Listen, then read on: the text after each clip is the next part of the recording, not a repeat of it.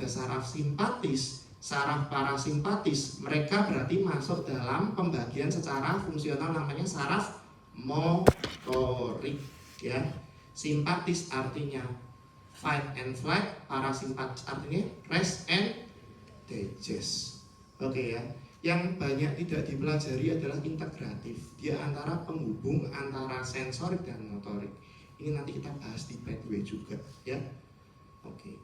Ya, 31 pasang medula spinalis, aferen, motorik ya. Oke. Ini adalah gambaran dari apa, Dik? Sistem saraf pada manusia secara sederhana ya. Pusatnya ada di mana? Di bagian kepala. Ya, semuanya punya otaknya di kepala ya, nggak ada yang di tempat lain ya. Jadi beda. Di sini kemudian ada apa? Namanya medula spinalis atau kita sebut sebagai spinal cord. Dia tidak berakhir pas di buntut atau berakhir di burung, ini enggak ya. Dia berakhirnya adalah di bagian lumbal 1 sampai lumbal 2 yang nanti kita akan sebut namanya conus medularis. Kemudian saraf-saraf yang keluar sepanjang otak, ini otak dipotong secara apa, Dik? Sagital ya. Sehingga kamu bisa lihat bagian internal dari bagian cerebrum. Ini diencephalon, ini cerebellum, ini brainstem, ada pons dan medula oblongata. Selanjutnya ini adalah spinal cord-nya. Oke, kita belajar mikroanatominya dulu. Ada kuliahnya histologinya toh? Oke, ini konsep dulu. Jadi sel saraf itu kita sebut sebagai apa, Dik? Neuron. Apa? Neuron. Neuron itu terdiri dari apa? Ada 2. 1, namanya apa ini? Yang bulat ini namanya apa? Namanya soma. Apa, Dik? Soma atau apa? Bahasa Indonesianya badan sel. Ingat aja bentuknya kayak siomay. Enggak kayak siomay juga sih sebenarnya ya. Ini namanya soma. Di tengah soma atau badan sel pasti ada apa, Dik? Nukleus. Oke ya. Kalau ditanya bagian neuron ada 2. Nomor 1 apa? Badan sel. Oke ya, yang gede itu namanya adalah badan sel. Kemudian bagian keduanya apa, Dik? Ini yang bentuknya serabut-serabut kayak jawawut, ini namanya apa? Namanya processus protoplasmicus. Angel ya bahasanya ya. Atau kita sebut sebagai bahasa Indonesianya serabut saraf. Apa, Dik? Serabut saraf. Ada 2 bagian serabut saraf. Ada yang in, banyak yang in ya, tapi ada 1 yang out. Yang in kita sebut sebagai dendrit ya. Apa? Dendrit. Yang out namanya akson. Oke ya. Akson atau nama lainnya adalah neurit. Jadi jangan bingung. Berarti otak saraf ada 2 ya. Ada soma dan ada serabut. Kalau kamu melihat secara makroskopis, ketika kamu melihat bagian sistem saraf kok warnanya itu lebih abu-abu, berarti yang banyak somanya apa serabutnya? Somanya apa serabutnya? Kalau warnanya abu-abu, soma apa serabut? Soma. Pernah mewarnai nggak TK atau kalian lewat TK atau TK SD mewarnai itu? Semakin warnanya gelap itu berarti semakin kepadatan partikelnya semakin tinggi. Ya, jadi kalau warnanya abu-abu berarti banyak somanya. Apa, Dik? Banyak soma. Kalau warnanya putih berarti banyak serabutnya. Oke ya. Nah, neuron ini nanti terdiri dari namanya neurit, tadi ada dendrit dan akson. Kemudian sistem saraf itu kita bagi jadi 2. Yang kita sering sebut selalu kan hanya sel sarafnya saja. Tapi kita lupa dengan sel penyokongnya. Tanpa adanya penyokong, sel utama akan mati. Sel penyokong saraf kita sebut sebagai neuroglia. Apa, Dik? Bukan gila ya, neuroglia. Neuroglia ada 4. 1, bagian barier yang bentuknya seperti bintang kita sebut sebagai astrosit. Apa? Astrosit. Ada oligodendrosit. Oligodendrosit ini selubung yang menyelubungi bagian akson biasanya. Ya, namanya apa? Oligodendrosit. Dia khusus di saraf pusat. Kalau di saraf perifer ini namanya adalah sel Schwann, ya. Jadi kalau ada serabut saraf di pusat berarti otak, ya, cerebrum, cerebellum, brainstem, ya, itu isinya adalah oligodendrosit. Tapi kalau dia nervus berarti dia isinya adalah sel Schwann. Berikutnya adalah namanya sel ependimal. Ini yang nanti akan menghasilkan liquor cerebrospinal. Jadi cairan di dalam tubuh kita itu tidak hanya darah, tapi ada cairan yang isinya bukan darah, yang kita sebut sebagai liquor cerebrospinal. Namanya adalah ependimal cell. Yang terakhir adalah mikroglia. Mikroglia di sini adalah modifikasi dari makrofag yang berada di dalam saraf pusat. Fungsinya berarti untuk apa? Untuk pertahanan. Tahu ini siapa? Albert Einstein, ya. Kalau kalian logika coba, orang pintar tuh pernah lihat ya? Mungkin kalian sendiri yang pintar atau melihat teman kalian pintar ya. Pernah melihat kepalanya enggak? Pernah lihat kepalanya teman yang pintar sama yang kurang pintar ada bedanya enggak kepalanya? Bedanya apa?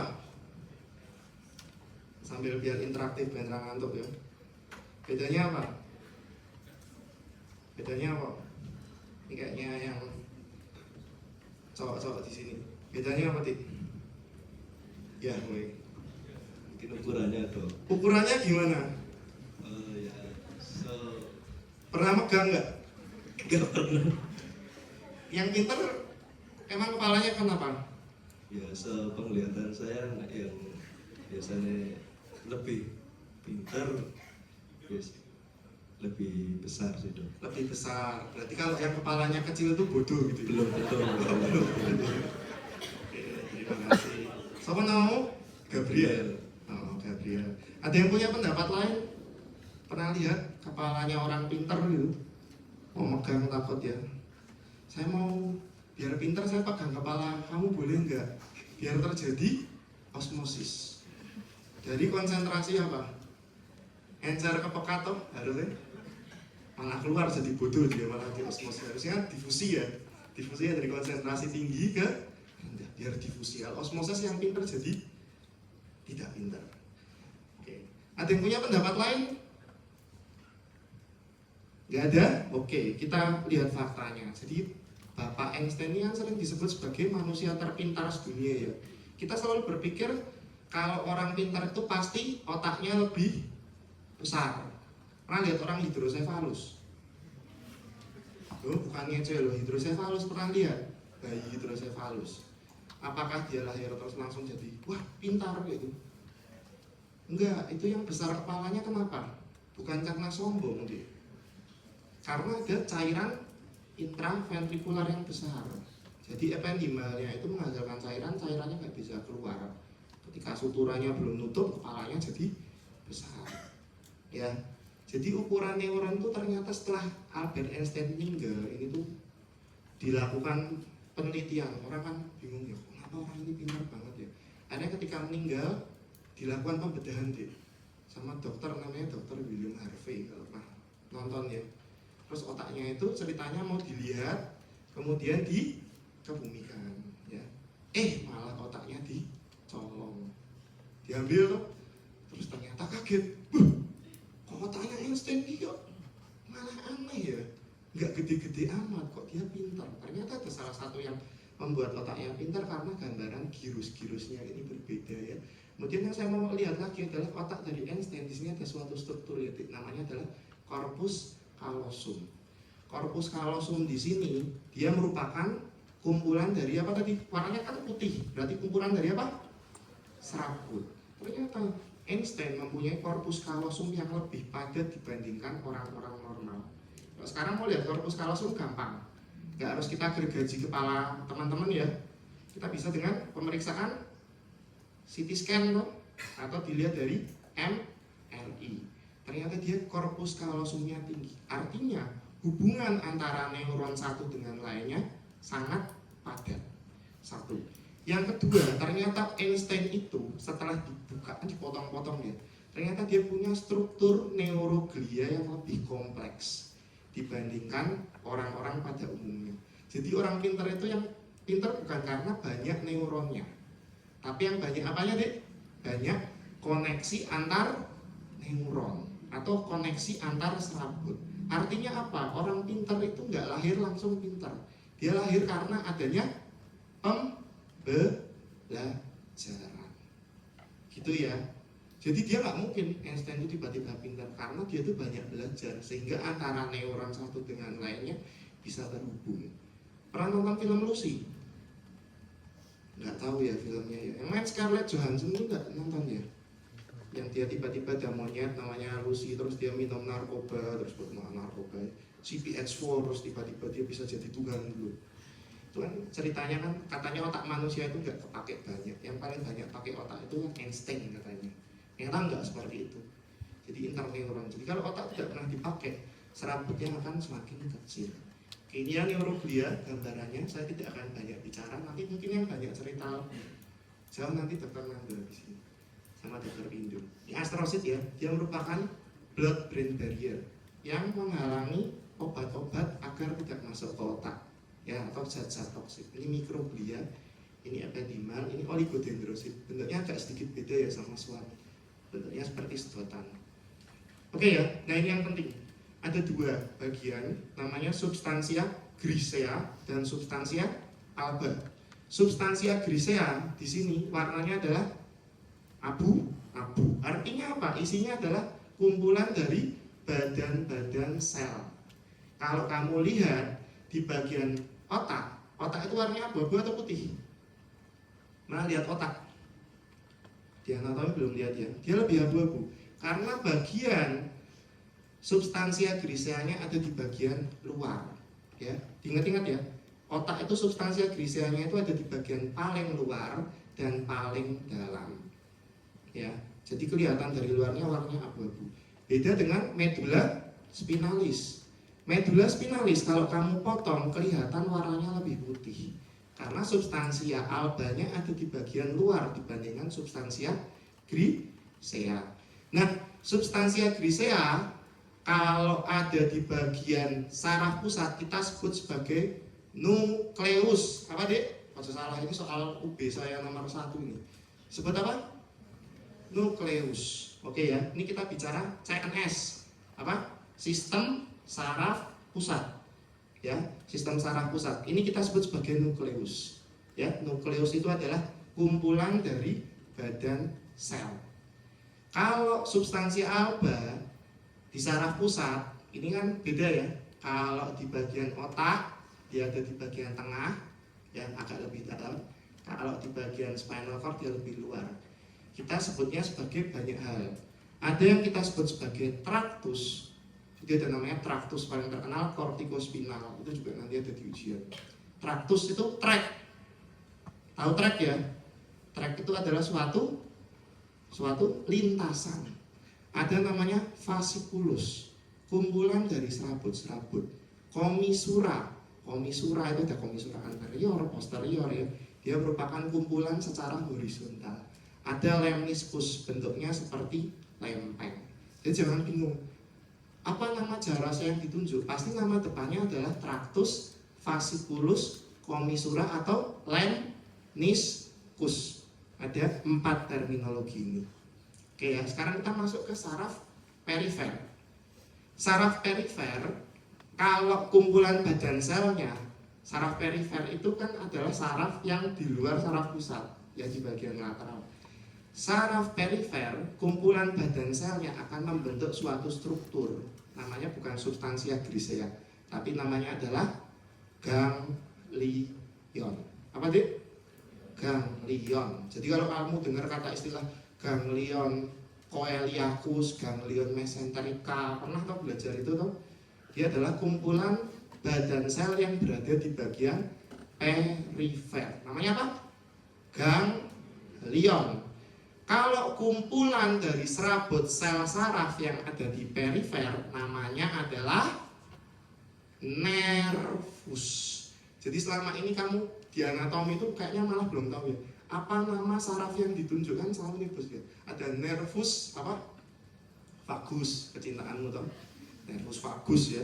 Probabilitas betul 50% ya, karena sering. nervus vagus. Ya, nervus itu adalah kumpulan dari serabut sel.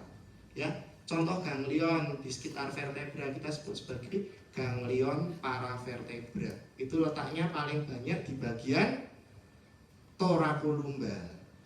Dia merupakan pusat perifer dari simpatis. Apa nih? Pusat perifer dari simpatis, namanya ganglion paravertebra. Ada yang di depannya vertebra. Ini biasanya adalah ganglion-ganglion yang di bagian pencernaan. Ya, ada namanya ganglion coeliacus, jangan cuma coeli aja, coeliacus, mesenterica superior dan mesenterica inferior, sesuai dengan embriologinya dari pencernaan. Mesti udah lupa tuh, foregut, midgut, hindgut. Kemudian ada bagian ganglion yang letaknya di belakang sebagai stasiun relay sebelum sensorik itu masuk ke bagian medula spinalis. Kita sebut sebagai ganglion radix dorsalis. Ini untuk modalitas sensorik. Kalau sensor dia harus berganti badan sel 3 kali. Kalau motorik berganti badan sel berapa kali? 2 kali. Itu konsepnya nanti. Oke ya, kita lanjut. Ini nggak usah, nanti silahkan dibaca. Ini orientasi, ini kayaknya dokter pindah aja. Kita langsung masuk ke medula spinalis. Medula spinalis di sini merupakan suatu saraf pusat yang berada di bagian ini ya, bagian kanalis vertebralis. Ya, di sini dia akan tempat dari penyilangannya ya, jadi dari decussatio pyramidum. Kita belum bahas ya. Ini adalah penyilangan dari tractus corticospinal. Dia batas antara medula oblongata dengan medula spinalis. Namanya adalah decussatio pyramidum. Dari decussatio pyramidum sampai ke bagian konusnya. Ini kalau kamu lihat di sini, medula spinalis itu cuma sampai sini. Jadi kalau ada orang yang ngomong, aduh aku jatuhnya terduduk, medula spinalis kuremuk, percaya nggak? Tidak. Kenapa? Karena medula spinalis hanya berakhir sekitar lumbal 1 sampai lumbal 2. Pernah ada yang operasi disuntik sama dokter anestesinya di belakang? Nggak ada ya? Nggak ada yang pernah dioperasi. Ya, itu yang dilakukan adalah namanya spinal block. Ya, yang disuntik bukan medula spinalisnya, tapi bagian percabangannya. Kita sebut sebagai cauda equina, di bagian spasium subdura. Saat embrio sebetulnya medula spinalis itu mengisi sampai segmen sakral loh. Tapi karena pertumbuhan tulang dan pertumbuhan saraf itu beda. Ingat ya, ada 2 organ yang tidak bisa tergantikan. Organ apa?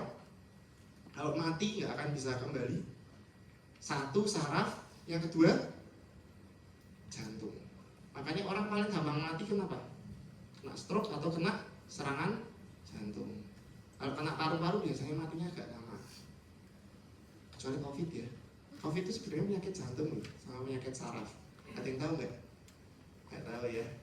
Itu sebenarnya penyakit jantung itu. Ya nggak banyak yang tahu. Makanya saya belum jadi. Sama saraf. Kalau orang kena COVID kan stres tuh. Aduh, pasti mati aku. Ya matinya dari situ sebetulnya. Jadi silakan dipelajari sendiri. Saya tidak membahas itu ya. Oke ya. Di sini lapisannya sama kayak otak. Nanti akan belajar dengan dokter Pindo juga ya. Ada lapisan-lapisan dari meninges. Yang pertama paling luar adalah dura mater. Dura mater ini nanti dia akan melapisi bagian paling luar dan menempel dengan bagian tulang dari vertebra. Ya, paling tebal. Jadi kalau mau melakukan operasi bedah, dia harus kita sing-singkan. Karena yang menyebabkan sakit saraf kecepit itu adalah dari bagian dura maternya. Selanjutnya bagian yang isinya jala kayak jalanya Spiderman, namanya bagian arachnoid. Ya, ini bagian yang paling tipis, nggak kelihatan. Kadang-kadang kita hanya sebut bagian spasium subarachnoid ini ya. Jadi seringnya digambarkan adalah suatu ruangan yang berada di bagian dalamnya sebelum menempel. Nah, yang menempel dengan bagian saraf pusat, yang nempel nyuk gitu ya. Jadi kalau kamu dapat otak atau medula spinalis, kamu coba kletek sarafnya, ada bagian yang selaput kecil, itu kita sebut sebagai pia mater.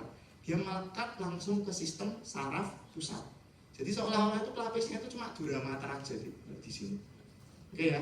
Nah, ini ada satu yang penting. Jadi antara 3 lapisan meninges itu ada suatu spasium. Spasium pertama adalah spasium antara dura mater dengan bagian tulang, namanya spasium epidural. Kalau di saraf bagian tulang belakang, spasium epidural ini muncul secara fisiologis dan harus ada. Kalau enggak kita nggak bisa suntik. Ya.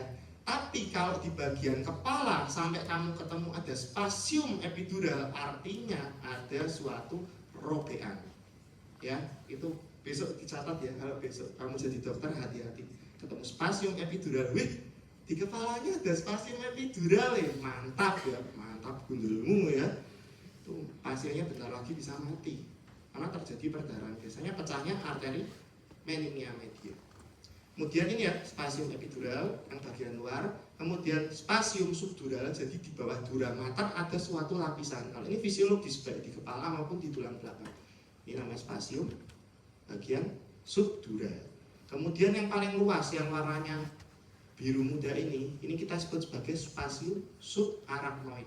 Jarak antara pia mater, ini pia mater yang nempel ya, kurang pas ya.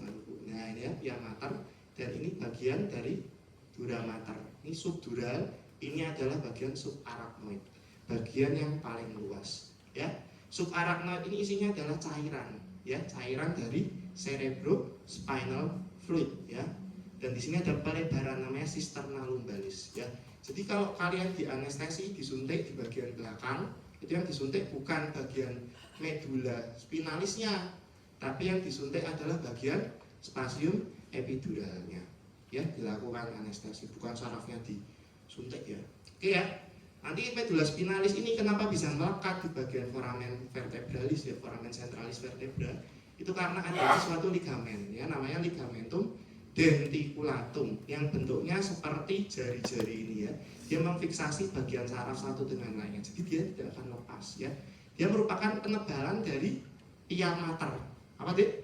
Penebalan dari pia mater yang menghubungkan dengan pia mater dan dura mater. Jumlahnya ada 22. Baik orang itu tinggi, pendek ya, orang itu besar, kecil, tetap jumlahnya 22. Ini ya ujung dari ini anak-anak sini ya, Dik ya. Karena tidak pas ya. Ini namanya adalah conus medularis. Dia harusnya berakhir di segmen L1 sampai L2. Kalau ini kan di segmen sakral. Jadi gambaran medula spinalis masih anak balita kemungkinan. Karena dia masih masuk di bagian sakrum. Kemudian bagian yang mati. Wih. Oh, masih bisa. Entah ini ya, bagian yang wes ya, pokoknya bagian yang ini ya, Dik ya. Tak tunjuk aja lah. Malah mati, Bro. Bagian yang panjang ini ya, Dik ya, di bagian serabut-serabut bawah itu kita sebut sebagai cauda equina.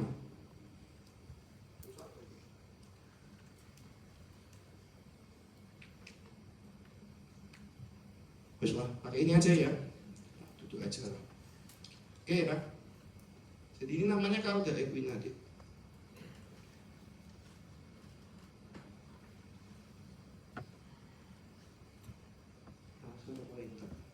Ini ya. Kelak toh. Namanya adalah cauda equina, ya. Jadi cauda equina ini adalah kumpulan dari serabut-serabut saraf yang berada nanti keluar ya sepanjang segmen lumbal sampai sakral. Selanjutnya medula spinalis ini akan ada dua pelebaran. Pelebaran di bagian atas dan bagian bawah.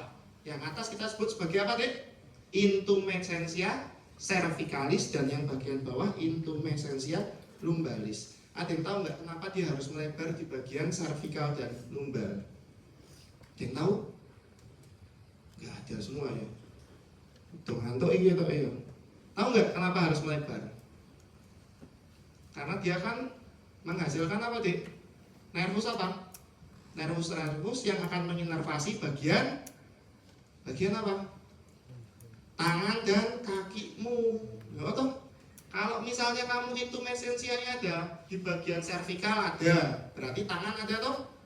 Di bagian torakal ada intumesensianya, berarti di bagian punggungmu ada tangan toh. Intumesensia lumbal ada, sakral ada, berarti kakimu ada berapa? Ada 8, jadinya Spiderman tuh. Kalau kamu lihat anatomi dari laba-laba, dia punya 4 intumesensia. Ya. Jadi dia pelebarannya adalah membentuk dari plexus brachialis dan plexus lumbosacral. Oke ya. Nah ini ya, medula spinalis, bagian tengahnya kita sebut sebagai apa, Dek? Substansia grisea. Ya, ada dua. Ini yang penting, ini yang sering saya tanyakan di ujian. Bagian depan yang bentuknya lebih cembung kita sebut sebagai tanduk ya. Kan bentuknya kayak tanduk ya. Kita sebut sebagai cornu anterior. Apa, Dek? Cornu anterior itu punyanya motorik, jangan lupa ya. Punyanya siapa?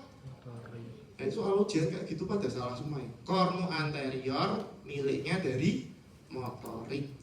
Cornu posterior yang bentuknya lebih lancip ini punyanya dari sensorik. Jadi kalau saraf itu sensor masuk dari belakang, ya, keluar dari depan. Beda kayak tamu. Ini tuh tamu yang nggak sopan. Kalau tamu sopan datangnya lewat mana?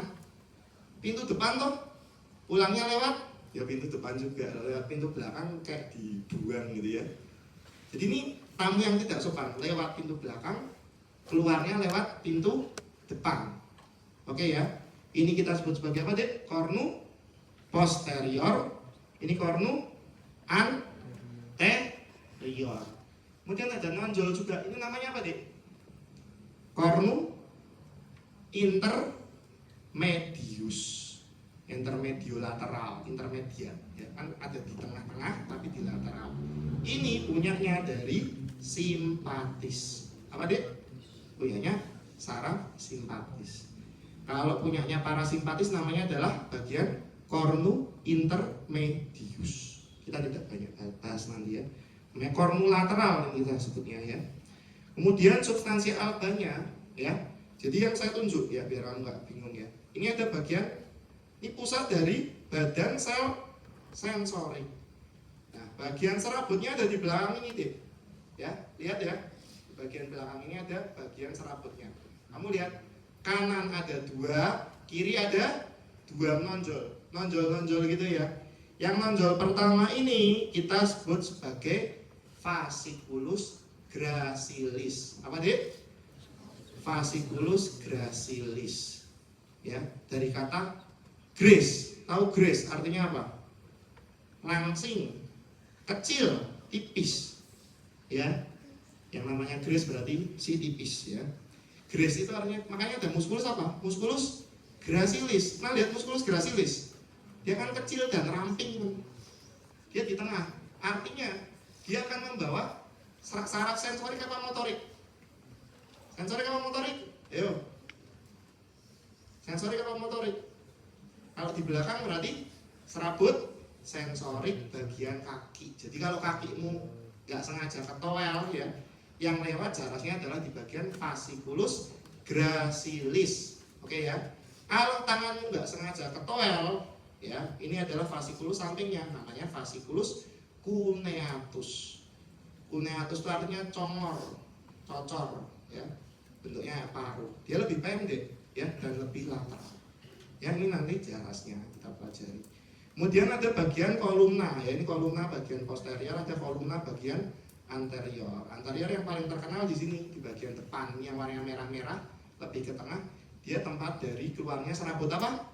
Motorik. Apa, Dek? Serabut motorik. Paling terkenal adalah ini, Dek. Ini. Namanya apa? Bagian paling tengah namanya tractus corticospinal. Apa, Dek? Tractus corticospinal. Aja nggak tahu nggak apa-apa.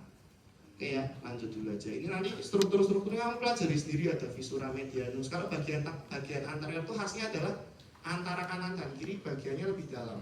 Itu kita sebut sebagai viscera medianus. Kalau belakang itu bentuknya hanya cekungan, sehingga kita sebut sebagai sulcus. Ya. Sulcus, ada sulcus bagian lateral posterior sama lateral anterior. Ya, kanalis sentralisnya kecil, nggak kelihatan ya di sini. Ini ya, kanalis sentralisnya. Tempat masuknya dari apa? Liquor cerebrospinal. Ya, ini ada nukleus intermediolateral ya. Nah, ini kalau kamu advance silahkan dibaca, ada lamina-lamina. Nggak akan saya keluarkan ujian juga. Kecuali kamu sudah bedah saraf gitu ya, atau dokter SPN itu harus tahu ya. Nah, ini ya, paling gampang rangkumannya ya, itu namanya ascending tract. Kalau bagian sensor itu kan dia menerima impuls dari reseptor saraf, kemudian impulsnya naik ke atas apa turun ke bawah? naik ke atas apa turun ke bawah? Kalau kamu dicubit kerasa sakit kan harus lewat otak loh. Berarti impulsnya ascending atau impulsnya naik. Tapi kalau kamu balas misalnya dicubit sakit, aku ingin pukul kamu, berarti ada namanya perintah descending. Oke ya. Sampai sini ya. Ini dural root sleeve ya. Ini dia merupakan duplikator yang nggak usah. Nervus cranialis kita tidak bahas. Nanti kalau mau dipelajari, misalnya kamu mau curi-curi start dulu silakan. Ini saya cuma mau ngajarin ini aja ya. Ini ada 12 nervus harus hafal ya. Paling ini ya, yang beda sama neurolog ya. Biasanya kita pakainya kalau di istilah anatomi yang umumnya adalah ada 3 ini ya, 3 nomina yang kita gunakan. Jadi ada nervus ada olfactorius sampai hypoglossus ya, ada 12. Itu harus hafal ya. Masing-masing punya modalitasnya. Contohnya adalah ini ya, misalnya kulit. Kulit itu kan dia menerima rangsangan secara umum ya, bisa dapat tekanan, bisa dapat suhu, bisa dapat rangsangan nyeri. Kita sebutnya sebagai general. Ya kan? General itu umum, biasa. Antara kulit pantat dengan kulit muka rasanya sama nggak kalau dipegang? Sama toh, kan sensasinya sama. Tapi kalau mata sama telinga sama atau beda sensornya? Saya melihat dengan mata, saya melihat dengan mata bener loh. Mendengar dengan telinga. Masa saya mendengarkanmu lewat mata, melihat lewat telinga ya? Walik ya. Kita sebutnya spesial seperti itu ya. Karena dia itu merupakan tempatnya di luar, kita sebut sebagai somatik. Somatik itu kalau yang aferen punyanya kulit, kalau eferen punyanya otot skelet. Ingat-ingat ya. Belakangnya adalah dia aferen. Aferen artinya apa? Sensorik. Kamu bisa nggak mukul pakai kulit? Yang mukul pasti lewat kulit, tapi yang gerakan otot dulu, ya. Nah, ini ya, spesialisasi, lokasi dan fungsinya. Nggak usah. Ini nanti ada kuliahnya sendiri. Kalau mau dibaca boleh. Karena rampung kuliah soalnya. Ya masing-masing mau dibaca ya. Kita masuk ke nervus spinalis. Nervus spinalis di sini dia ada beberapa plexus ya, ada namanya plexus cervicalis, ada plexus brachialis ya, kemudian ada plexus lumbalis dan plexus sacralis. Terakhir yang adalah yang paling nggak penting adalah plexus sacrococcygeal ya, nggak terlalu penting fungsinya, tapi kalau nggak ada kamu nggak bisa jalan nanti ya. Ya antara S4 sampai CO1. Nah plexus ini nanti masing-masing ya, teman-teman nanti lihat ya. Yang pertama adalah plexus ini ya, dari jumlah nervus spinalisnya tadi jumlahnya berapa? Ada 31 ya, 31 itu terdiri dari 8 pasang servikal, 12 pasang dari torakal, 5 pasang lumbal, dan 5 pasang sakral. Hanya 1 koksikal. Jadi koksiknya cuma 1 ya. Selanjutnya ini ya, dari par servikal, nanti yang saya tanyakan di ujian adalah nama nervusnya. Nama nervusnya nggak sesusah dengan nervus cranialis. Kalau nervus cranialis kan olfactorius, harus hafal ya, nervus 1, nervus 3 oculomotor. Ini namanya adalah sesuai dengan tempat keluarnya. Ingat-ingat ya, kalau di bagian par servikal, servikal itu kan ada 7 vertebra, tapi sarafnya ada 8. Saraf pertama itu keluar antara bagian ini ya, condylus occipitalis dengan bagian vertebra cervical 1. Jadi keluar pertamanya antara basis kranii dengan vertebra C1. Itu kita sebut sebagai nervus spinalis cervical 1 atau disingkat N spinalis C1. Dengan demikian artinya kalau kamu mau melihat nama nervusnya, lihat dari vertebranya yang ada di bagian bawahnya. Berarti kalau ada keluar nervus bagian spinalis cervical, keluar antara C5 dan C6, berarti dia nervus spinalis C berapa? C5, C6 berarti C6. C7, C8 gak ada ya. C6, C7 berarti nervus cervical, spinalis cervical 7. Kalau 8 berarti antara C7 dengan T1. T1 ya, T itu adalah torakal. Jadi namanya sesuai dengan vertebra yang ada di bagian bawah dari nervusnya. Selanjutnya penamaan akan sama dari torakal sampai koksik ya, sesuai dengan foramen intervertebralis yang di atasnya. Berarti kalau T3 dan T4 berarti keluarnya nervus spinalis T3. Namanya pertama yang disebutkan. Ya. C5 C6 berarti dia C6. C1 C2 C2. Kalau T1 T2 T1. Gitu ya. Gampang nanti tak kasih gambarnya, kamu tinggal hitung aja vertebranya. Ada salah satu soalnya itu. Dan nervus spinalis ya, jadi di bagian servikal itu antara C1 sampai C5 dia tidak mengalami pembesaran karena inervasinya paling banyak di bagian leher dan kepala. Yang membesar itu adalah dari C5, C7, C8 sampai torakal 1 yang kita sebut sebagai plexus brachialis ya, plexus brachialis. Kemudian antara T1 dan T12 itu lewat dari spasium interkostal yang kalian pelajari itu loh, yang kalian perkusi nggak keluar suaranya itu loh, itu adalah spasium interkostalis. Dia nanti akan berjalan bersama vena dan arteri interkostalis ya. Kemudian ke bawah dia akan membentuk plexus yang lebih besar, namanya plexus lumbosakral. Ada yang bilang kalau lumbosakral itu bukan L1 sampai S4 tapi L3 sampai S4. Ya itu beda-beda referensi ya. Kita lihat plexus cervical ya, di sini dia akan masuk di bagian otot namanya otot sternocleidomastoideus. Dia akan menginervasi ya di sekitar otot-otot tersebut ya. Nanti akan memberikan inervasi motor dan sensor bagian kepala dan leher. Nah ini ya, paling jauh adalah di bagian cervicalis C5, C3 sampai C5. Pernah lihat insiden seorang meninggal? Ya aku paling ingat adalah kiper meninggal ya, kiper yang Persebaya apa ya? Nggak sengaja kena lehernya ya. Pernah lihat nggak? Ada kasusnya itu dulu kipernya Persebaya apa Persela ya. Jadi tabrakan sama strikernya, terus tiba-tiba kipernya udah nggak bernapas lagi. Ternyata yang mengalami fraktur adalah fraktur C3 ya. Ada 2 fraktur yang langsung menyebabkan kematian ya. Kenapa kok bisa mati deh? Karena inervasi menuju ke diafragma akan mati total. Kalian belajar nafas sudah tuh? Apa yang menyebabkan orang itu bernafas inspirasi secara spontan atau tidak spontan? Inspirasi. Bisa nggak kalian inspirasi tanpa bantuan diafragma? Bisa nggak? Nggak bisa. Siapa yang menginervasi diafragma? Diafragma kamu mendatar. Namanya adalah nervus phrenicus. Ya, dia keluar dari segmen C3 sampai C5. Prinsipnya kalau di saraf gini, kalau ada rusak di bagian segmen tertentu, segmen bawahnya semua akan rusak. Berarti bisa dibayangkan ya, ya kalau C3-nya mengalami kerusakan, yang terjadi dia bisa gerak tangannya nggak? Nggak bisa. Bisa gerak kakinya nggak? Nggak bisa. Bisa nafas nggak? Nggak bisa. Makanya orang yang gantung diri, ya, atau orang gantung diri, hangman, ya, orang gantung diri itu kan yang mengalami fraktur adalah fraktur C2. Tahu ya, C2 itu aksis. Ciri khas dari aksis punya apa, Dik? Yang bentuknya numul kayak atas itu namanya dense aksis. Ya. Kalau dia fraktur di C2 berarti C3, C4, C5-nya juga mengalami kelumpuhan. Oleh karena itu bahaya ketika kalian melihat pasien terjadi kecelakaan, yang pertama kali diselamatkan apa? Jantungnya kah? Bukan ya, yang pertama kali diselamatkan apa? Lehernya. Makanya kalau ada orang kecelakaan selalu yang dipasang apa? Collar neck dulu tuh. Fungsinya apa? Untuk menstabilisasi dari leher. Kalau lehernya itu tidak aman, keselak ya mati ya. Dia keselak atau dia lehernya mengalami gencatan, dia akan meninggal. Itu ya namanya plexus yang bagian cervicalis.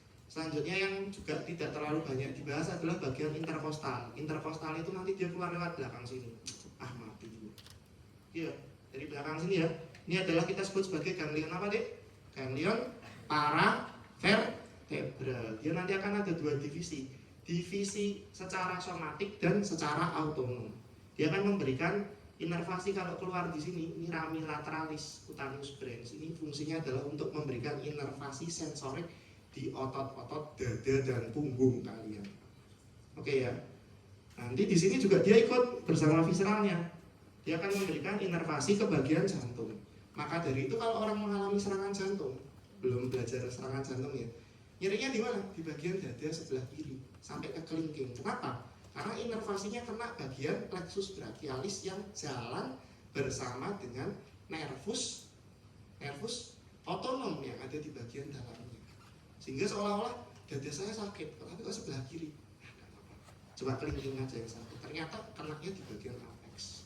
Itu ya, itu adalah intercostalis. Selanjutnya plexus brachialis. Ini nanti kalau bisa agak dihafalin ya, agak susah ya. Ada C5 sampai T1. Dia akan membawa inervasi sensorik dan motorik di ekstremitas. Ada masing-masing ya, nanti dia akan masuk menjadi trunkus. Ada trunkus superior, media, dan bagian inferior. Kita biasanya nggak terlalu banyak. Kalau kamu menguasai ini, bisa pintar ortopedi dulu. Ada divisi depan sama masuk ke belakang ya. Yang belakang itu paling banyak nanti akan jadi nervus radialis. Kemudian akan membentuk korda bagian medial itu punyanya nervus medianus, posterior punyanya bagian radialis, dan lateral nanti punyanya nervus ulnaris. Masing-masing kan punya cabang kecil-kecil. Nanti silahkan dipelajari aja. Gak usah ya. Plexus lumbosakral itu intinya adalah dia di bagian L1 sampai S4, dia akan membentuk segmen ya. Segmen ini akan saling menyatu dengan nervus. Yang paling besar adalah dari L4 sampai S3, S2, S3. Yang kita sebut sebagai nervus ischiadicus ya. Ini ya, ischiadicus itu menginervasi mana, Dik? Menginervasi semua bagian kompartemen posterior dari paha, kruris sampai ke pedis. Sehingga nervus ini kalau sering kecepit, apa yang terjadi? Kerasanya adalah nyeri, kesetrum. Pernah di rumah ada bapak ibunya yang sakit saraf kecepit atau neneknya? Pernah tanya nggak sakitnya gimana? Sakitnya ini cu kayak disetrum ya, kebas-kebas ya. Kebas-kebasnya gimana Mbak? Dari bawah sampai ke atas itu rasanya sakit ya. Itu namanya adalah saraf kecepit. Yang kecepit siapa? Radix dari bagian radix itu ini ya, kita sebutnya ini adalah radix bagian akarnya ya. Radix dari bagian L4 sampai S3 ya, kemungkinannya. Paling sering kecepit itu di sini deh. L5 sama S1. Misalnya gerakan pantat berlebihan ya. Contohnya apa ya? Kamu gerakin pantat, bokong ya, suka goyang-goyang kayak gitu ya. Tiba-tiba encok atau ngangkat galon aqua salah. Ya. Kalau ngangkat galon aqua gimana? Harusnya kan duduk dulu tuh. Kalau kamu gini, ya galon aquanya 20 kilo ya. Langsung yang menarik bukan deltoid atau bagian musculus brachialis sama bisepsnya, tapi yang menarik adalah musculus spinalis ya, langsung ngecotot keluar ya. Ini lumbosakral, ada tibial ya, dia cabangnya itu ya. Nervus paling besar namanya apa? Nervus ischiadicus ya, dari L3 sampai S3 ya. Tuh ya. Dermatom sama myotom ya, ini nanti kamu pelajari waktu di praktikum aja ya. Jadi ini bagian marker-marker tubuh yang menunjukkan adanya keterkaitan dengan bagian visceral. Contoh misalnya ya, sakit di bagian dermatom paling terkenal itu bagian pentil sama bagian udel. Pentil itu apa? T4. Papila mama itu setara dengan T4, artinya diinervasi oleh nervus spinalis T4. Oke ya. Kalau udel berarti T10, artinya diinervasi oleh nervus spinalis torakal 10. Contohnya kalian pernah tahu orang sakit usus buntu? Usus buntu, ada yang pernah sakit usus buntu nggak? Ngaco, yang pernah sakit usus buntu? Nggak ada ya? Sehat-sehat semua ya. Orang sakit usus buntu itu biasanya awalnya sakit di sekitar pusar. Kenapa? Karena inervasinya adalah dari nervus flamicus mayor yang berada di T9 sampai T11 ya, enggak T9 sama T10. Sehingga nyerinya adalah di periumbilical. Kemudian ketika usus buntunya mau pecah, dia pindah ke sebelah kanan. Kenapa kok bisa seperti itu ya? Karena ada namanya dermatom. Antara nervus spinalis T10 dengan nervus visceralnya, dia berjalan secara bersamaan. Kalau myotom itu bagian khusus dari tubuh ya, yang nanti dia menjelaskan bagaimana kok bisa terjadi shoulder, siapa unit fungsi paling penting di bagian radixnya itu. Itu ya, ini menjelaskan kenapa kok orang sakit batu ginjal itu aneh. Awalnya sakit pinggang, sakit medial pahanya, kemudian pergi ke dukun, ya saya sembuhkan, dicabi-cabi terus didoni cuh gitu ya. Sekarang batunya disilet ya mbah. Oh ya, padahal itu segmen S2 dan S4. Wah, ini dukunnya pintar lagi. Begitu dicuh, didoni karo dukunnya sembuh. Karena batunya masuk di vesika. Kalau batunya di vesika nggak terasa sakit toh. Cuma sakitnya kalau batunya mau turun, anyang-anyangan. Begitu batunya keluar ke uretra, bah dari silet masuk ke burung saya, ke pukul saya sakit. Ya, tuh berarti yang kena apa? Di bagian somatiknya. Ini loh Pak, Mbak, wah dukunya kuat, saya tidak sanggup. Saya refer ke dokter urologi ya, wah kurang ajar ya, itu namanya batu uretra. Nyerinya somatik. Otonom nggak usah ya, ini ada fight and flight, nanti biasanya banyak dijelaskan dokter Nando, kalau mau dibaca silahkan ya. Otonom sinap-sinapnya, parasimpatis. Jaras saja ya Dik ya, terakhir sebelum ganti ya. Jaras ada dua yang penting, ya sebenarnya ada banyak banget jaras, tapi saya cuma teman-teman yang saya keluarkan di ujian cuma 2 jaras. Jaras yang pertama namanya adalah jaras DCML, ya dia apalkan dorsal columna medial lemniscus. Dari kata dorsal itu di mana? Belakang toh. Columna dia membentuk kolom, ya. Medial di tengah, lemniscus artinya jaras serabut saraf pusat. Ini isinya DCML itu 2 tadi. Apa Dit? Fasciculus gracilis dan fasciculus cuneatus. Fungsinya adalah untuk sensor, ya. Sensor apa? Tekanan, ya. Nek suhu ndak, tekanan, sentuhan, rabaan yang secara umum yang sifatnya tidak mengancam. Ya.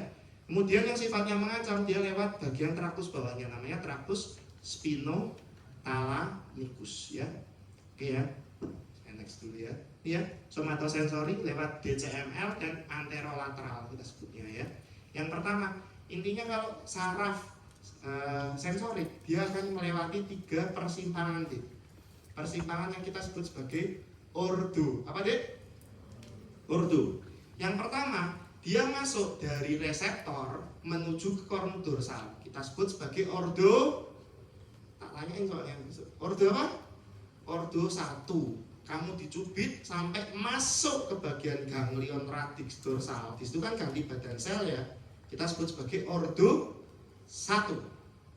Dari ganglion radix dorsal dia akan naik ya, entah dia sifatnya ALS atau dia DCML. Kalau DCML itu dia langsung naik ke atas tanpa menyilang. Kalau ALS dia harus menyilang dulu baru naik ke atas. Nah, kalau dia naik ke atas ya nanti tujuannya ke nukleus berikutnya, namanya adalah nukleus talamus. Apa Dik? Talamus. Dari talamus nanti akan menyampaikan ke korteks cerebri. Nanti di bagian area 3, 1 dan 2. Belum belajar nanti biar ini ya ada ini ya spinothalamik ya fungsinya ya untuk sensasi somatik pain ya nyeri ya atau ALS tadi saya sebutnya ya, temperatur, sentuhan kasar dan tekanan ya. Sistemnya apa namanya? ALS. Apa Dik? ALS, anterolateral system, atau nama lainnya adalah traktus spinothalamicus. Oke ya. Dia ada masuk ke belakang, ini first order, dia masuk lewat belakang itu ya Dik ya. Kemudian dia langsung menyilang dari belakang masuk ke depan naik ke atas ya. Kemudian nanti dia akan menyilang ini, dia akan naik ke atas. Kamu lihat ya. Ordo pertama yang warnanya pink. Ya, dari reseptor menuju ke mana? Ganglion radix dorsal. Begitu dia bertemu di interneuron di bagian kornu dorsal, dia menyilang ke sampingnya begitu naik ke bagian atas. Yang warnanya hijau naik sampai ke atas itu kita sebut sebagai neuron ordo kedua. Tujuannya kemana? Ke talamus. Oke ya. Dari talamus nanti akan memberikan rangsangan menuju ke bagian otak. Oke ya. Kemudian DCML, ini fine touch, vibrasi, dan propriosepsi. Dia langsung dari bagian belakang, misalnya dari bagian tangan. Berarti dia akan masuk lewat ganglion radix dorsal langsung menuju fasciculus cuneatus ya. Dia naik ke atas menuju kemana? Di sini ada suatu nukleusnya, pas di bagian brainstem belakang. Jadi di pas decussatio pyramidum ada namanya nukleus gracilis dan nukleus cuneatus. Pergantian badan selnya pertama adalah di bagian nukleus tersebut. Oke ya, kemudian naik ke atas menuju ke siapa? Sama ya, ke talamus. Dia menyilang dari nukleus gracilis cuneatus selevel di medula oblongata, menyilang ke depan, baru naik ke atas. Jadi beda ya, kalau spinothalamicus masuk ke medula spinalis, dia menyilang, naik ke atas, ya nggak menyilang lagi. Tapi kalau DCML, dia masuk dulu, naik dulu, menyilang di medula oblongata, baru baru naik ke talamus yang menuju ke bagian otak. Ini ya penyilangannya, bagian otak masuk ke talamus ordo kedua, langsung ke ordo ketiga menuju ke bagian cerebrum ya. Terus udah selesai ya. Mana sih jamnya? Nggak ada ya. Oke, terakhir ya, ini cara sensorik ya. Intinya seperti ini. Naik ke atas tuh, twing twing twing, turun ya. Ini nyeri.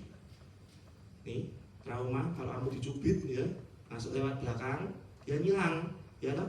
Namanya struktus apa? Spinothalamikus. Selalu ada namanya descending modulation. Kalau kamu sering disakiti, biasanya kamu lebih kuat. Itu namanya kamu ada kekuatan dari descending modulation. Tapi kalau baru pertama kali sakit, biasanya sakit banget ya rasanya ya. Dicubit pertama kali, ditinggalkan pertama kali gitu ya. Tuh, ya. Ini ya. Ini kalau rasanya sudah mati, nervusnya rusak ini deh ya. Rasa ini sudah mati, naik terus nih. Waduh, ya sakit banget. Turun ya, makin persif PP-nya ya, modulasinya ada. Ini noxious. Ini datang terus ya, cobaan terus menerus. Ya, nyerinya makin berat.